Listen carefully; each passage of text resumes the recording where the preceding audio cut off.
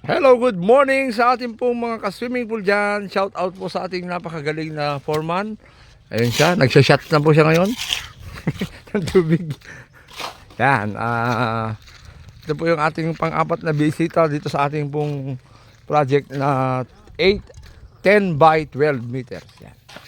Wow, kita nyo, yung construction po ng shell ng swimming pool, mga ka-swimming pool ay ganito talaga, maraming bakal, loaded ng bakal yan. Grabe, grabe. Pansin nyo? Okay? Yan. So, nakabuhos na po ng flooring. Yung flooring po nito, kapag nagbuhos ka, hindi kailangan may bali. Dapat tuloy-tuloy, wala siyang patid para maganda po yung kanyang pagkalatag. So, yan. Nandito na po. Ayan na siya. Pansin nyo, naka-ready na.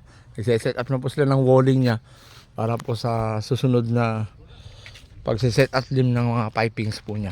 So, subaybayan po ninyo yung amin pong mga gagawin at ginagawa pa dito sa Largin Resort. Have a good day to everyone.